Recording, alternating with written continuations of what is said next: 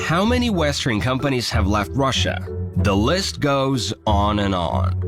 A mass exodus of major international companies. McDonald's, Coca-Cola, Starbucks. More than 600 foreign brands have announced their withdrawal from Russia. A barrage of businesses step in. But what if I told you that some of these companies are just pretending that they pulled out while still quietly making money in Russia? A French company that owns this brand vowed to leave Russia in May, but if you take a look at the shelves right here, somehow it's still present. I went to a typical shopping mall in Moscow suburb to see what's really been going on since foreign companies announced their exodus from Russia.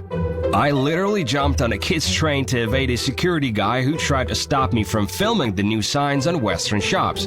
And I did a lot of things I don't usually do to take you behind the scenes to see how some of the world's most famous brands are defying sanctions to make their way back into the Russian market. Make sure to watch till the end to see what the new Russian Starbucks looks like and why they've crossed out the M on every McDonald's ketchup in Moscow. I think it's hilarious. So now it's someone's job.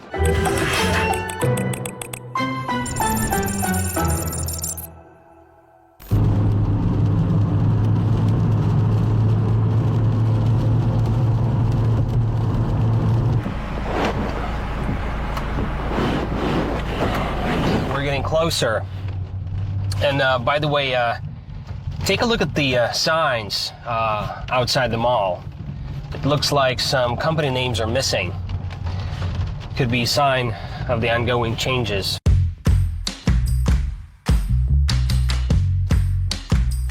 This is a typical Moscow mall where people go shopping after work or come to hang out on weekends. The reason I chose this one is because I heard that some of the Western clothing brands had reopened here under different names. But first, let's grab a coffee in a newly opened Russian Starbucks, which is now called Stars Coffee. Можно, пожалуйста, средний капучино? Да, конечно. Как сейчас это называется? Гранде?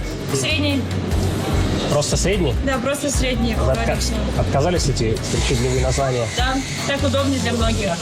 Starbucks is a good example of a company that truly left Russia. After 15 years in this market, they sold their entire Russian chain of 130 cafes and 2,000 employees to Timothy, a famous Russian rapper, and Anton Pinsky, a well-known restaurateur. The new owners left well enough alone. Even the new logo resembles the famous American mermaid, only now it's a Russian girl in a traditional Russian headpiece. А зерна-то те же остались? Другие. Зерна другие. В принципе, концепция та же самая, темная, светлая обжарка, но зерна другие. Понятно. Наши какие-то, что ли? Да, отсюда. Да. Но они тоже хорошие, тоже очень вкусные. Небольшая разница, если честно. Somehow, Stars Coffee, they've managed to keep the main concept of Starbucks is when you sell extremely, overpriced, but very mediocre coffee. And then you act as if you are like the best barista in town. Enough coffee. Let's go to work. Well, see this Russian sign up there? Well, that's the name of a famous cosmetics brand written in Cyrillic letters, L'Occitane. A French company that owns this brand vowed to leave Russia in May. But if you take a look at the shelves right here, come take a look. Somehow, it's still present. At first, L'Occitane didn't want to pull out, but after public outcry, it made a U-turn and closed its Russian stores. The company also released a statement condemning the unjustified invasion of Ukraine. L'Occitane specifically stated that they will no longer supply products to any Russian retailers. Well, let's see if this is really true. Это настоящий L'Occitane, да? Это французский L'Occitane. Вся продукция с Франции поставляется непосредственно. То есть, несмотря на то, что мы поменяли свою вывеску на русскую, поменялись гендиректоры, но при этом вся продукция с Франции. Система лояльности также осталась как прежде. Прикольно. То есть, если что, можно через несколько месяцев тоже прийти, да? То есть, не то, что остатки. Мы не закрываемся. Можно прям помазать? Да, конечно. То есть вы почувствуете сразу увлажнение питания в год. А сколько он стоит? 2700. 2700? За крем для рук? Same nice shop girl, same products, same outrageous prices. The only thing that's changed inside the shop is the sign. Well, the L'Occitane's reopening has gone pretty much unnoticed. in the Western media, and what I found in the local reports is that the Russian branch of this French corporation has become a separate legal entity. And it also has a different name now, not L'Occitane, but L'Occitane, just in Russian. But I mean, it still sells French skin creams, shampoos, body lotions, and whatnot. So what's the difference? Now let's see what's going on with clothes. Take a look at this sign up there. R.E. Never heard of this brand? Well, I bet you won't find another store in the world with this name. But if you check out the labels, you'll see that it's a pretty well-known clothing brand from Poland, Reserved. This is Reserved. This is Reserved. This is Reserved. Pretty much every item of clothing in the shop, it's Reserved. Reserved and several other clothing brands that were represented in Russia are owned by Polish clothing retailer LPP. Poland has been among the fiercest proponents of anti-Russian sanctions since day one of Russia's offensive in Ukraine, and its flagship apparel company closed its stores in Russia within the first few months of the invasion. Several months later, however, LPP sold its Russian company to a Chinese consortium, which reopened its shops under different names. So what used to be Reserved became RE, Crop became CR, House XS, and say CUH. Mojito was shortened just M. You might say, well, maybe this was just a trick, right, to sell out the remaining stock. And this doesn't mean that they continue business in Russia. Because, you know, some shops like Japanese Uniqlo or Swedish H&M, they reopen their stores for a short time only to sell out the, you know, what they had left. Well, you know, let's see if this is the case. Nope. You can clearly see from the kind of clothes on the shelves that this is a new collection designed for autumn. The only thing is that they've stuck a label with a higher price on every price tag in the shop. То есть не закрылся магазин, или закрылся, или что? Ребрендинг произошел. Ребрендинг? Но одежда вся та же, да? Да. Только уже не поляки. Не поляки делают? Нет, поляки делают, но не польская уже компания. Correct me if I'm wrong, but this looks like the Polish company has found a legal loophole to stay in Russia. I mean, its products are being shipped to Russia.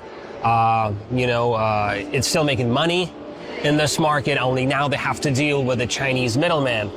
And, you know, I'm not trying to shame anyone, far from it. I mean, let's not forget that, for one thing, by staying in the country, the company preserves the jobs of hundreds, if not thousands, of ordinary people. The reason why LPP quietly maintaining its presence in Russia is obvious if you look at the numbers. 553 of its 2,200 shops are in Russia. This is almost a quarter. Closing them for good would mean a nearly 25% loss of revenue for the Polish company, according to Forbes. And while the Polish government is sending tons of weapons to Ukraine, the Polish clothing brand is sending tons of garments to Russia. Nothing personal, just business. One of Levi's stores in Moscow is also reopened under a different name, JNS. It has a new owner, new sign, but the same iconic American jeans on the shelves. Well, you know, I know it's off topic, but since I was passing by a new Russian McDonald's, which is now called Tasty, and that's it, I thought, I would give it a try. Besides, this is going to be my first time here, so. Just like Starbucks, the American fast food company sold its Russian business, which includes around 800 restaurants, to a local businessman. The new owner decided to create a totally different logo, which didn't find many fans here and became the butt of endless jokes on the internet. Тогда давайте двойной чизбургер с картошкой фри. Картошки нету здесь пока. Есть наггетсы, палочки, которые кольца. Палочки? А что это палочки? Сырные палочки. Давайте сырные палочки попробуем. Напиток какой? Пепси, кола. Тоже нет. Фанта, спрайт, сок яблочный. Давайте спрайт. Apparently, potatoes for French fries were among the few things that had to be imported for Russian McDonald's. This and famous American soft drinks that also left Russia after February 24th are now missing in the reopened restaurants.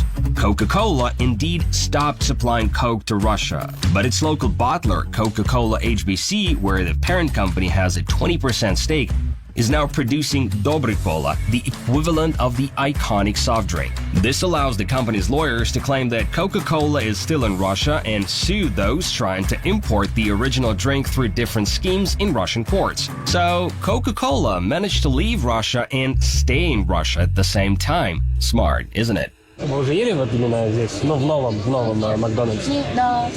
Ну что, как вам? Мы как раз просто обзор снимаем, хотел просто послушать, да, первых покупателей. Обалденно. У вас какое любимое блюдо было в старом Макдональдсе? Чикен премьер. А сейчас что у них вместо этого? А это есть все. Сейчас добавляется. Просто название. Honestly, I see no big difference. I mean, some of the ingredients are different. The names on the menu are different. Say, a Big Mac, it's now called Grand Deluxe. Yeah, the fare is the same. I mean, same old junk food. And I've seen a lot of vloggers doing reviews, negative reviews about the food in McDonald's. Honestly, I see no difference. Other than that, there are no Coke or Pepsi. I got a Sprite, but that's probably leftover. And also there are no Pepsi or Coca-Cola cups, just this, plain plastic cups that they use instead. This one is really funny. So they still have the old sauces, right? But they now scribble over the M letter on every packet. I mean, it's hilarious. So now it's someone's job to, cross out the M letter on every packet of ketchup or mayonnaise. We've come to a section of the mall where there are several closed stores like Zara right here, Pull&Bear, Bershka, Oysho. These brands are owned by a Spanish corporation called Inditex, which is the largest fashion company in the world. And there is also the Japanese apparel store Uniqlo, which also closed following the events in Ukraine. It's a bit of a stretch to claim that this has turned the mall into a wasteland. There are plenty of other clothing brands still available here, but if you look at the map, you'll see that the closed stores occupy the most expensive central part of the shopping center meant for anchor tenants. Losing clients like these is a blow to every mall. For example, Inditex had opened over 500 stores in Russia over the past few decades. Well, a few things to notice, though. This sign right here says that the Zara closed temporarily, and if you take a look inside, you can see that all the items are still on the shelves and the mannequins have their clothes on. What I'm getting from this is, yes, we're closed for now, but we're not leaving just yet. Inditex never said a word about the war in Ukraine. They only cited logistics when explaining their decision to hold sales in Russia. The company still pays rent to Russian malls, even though its stores remain closed. Well, besides, Zara and some other brands are still available online, and you can go to any major marketplace in the internet and get Zara, Bershka, Pull&Bear, and whatnot. Not sure if they sell a new collection though, but probably they're selling out the remaining stock, the leftover. But the fact is they're still here and they're still making money in Russia. Adidas, an iconic German sportswear company, also announced it was exiting Russia, prompting fears that the famous Russian mafia and gopniks would have nothing to wear. In this shopping center, their only store was indeed closed. But here is what I found just next door. All right, well, let's see what we've got. Adidas. Just one? All right. A pair of white sneakers from Adidas for 7,500 rubles. Apparently, some Adidas products are still available in a Russian multi-brand sportswear store. And from what I've learned in the local media, the German company continues shipping to Russia, only now it's done indirectly. Я увидел кроссовки Adidas, а есть просто одежда Adidas? Да, там можете зайти на общий сайт спортмастера и смотрите, но выбираете Adidas именно, смотрите как, то, что вам одежда нравится, забиваете размер, и она тогда покажет вам, в каком магазине она представлена. Also, there are a whole bunch of Western clothing brands that kept silent about Ukraine and never stopped operating in Russia for a single day. They just sat it out, like the German brand New Yorker, Australia's Collins, and Italy's United Colors of Benetton. The latter announced it'll open 40 new shops in Russia over the next 3 years. In the store I visited, I was told it's business as usual. Ну, это новая коллекция, да? То есть вы закрываться магазин-то не будет, да? Если что, через месяц, через два можно будет прийти тоже посмотреть. Закрывать магазин не планируешь. But what about things more sophisticated than shoes and t-shirts, say iPhones? Are they still available in Russia? Apparently, they are. Айфоны нормальные, их можно купить, ну, они будут с гарантией. Да, 2 года. 2 года от Apple. Ну, 1 год от Apple, второй магазина. То есть они как бы не ушли все-таки с концом, компания Apple. Сейчас не рост-тест модели. Но в любом случае, 2 года гарантии для вас ничего не меняется. Technically, Apple has left Russia, halting sales and limiting Apple Pay. Now, I can't use my iPhone to buy things. I have to switch to a banking card or withdraw cash. But new iPhones, iPads, and MacBooks continue to flow to the Russian market despite the sanctions. А 14 будет у вас? Ну, пока нет лета, но должен. Ну, они так вроде не сильно подорожали, да, я смотрю? Ну, сейчас цена немножко упала на них. Упала? Практически не первоначальный уровень вернемся. Так, 13 Pro, 104 тысячи. Да? А, слушайте, а MacBook'и новые M2 с процессором M2? Продажи появились, но на демо-образцах нет. Again, the American company doesn't sell anything directly, but its official website in Russia still urges customers to buy Apple products in partner stores like the one I went to. So, Apple may have left Russia, but it's still making money here. Без айфонов не останемся. Спасибо. Still, I wanted to get an honest opinion from someone who works in the mall and knows the situation from inside. So I went to the small nail salon for a small talk, and I guess my nails look better now too. Меньше людей стало в торговом центре? Я бы сказала, да.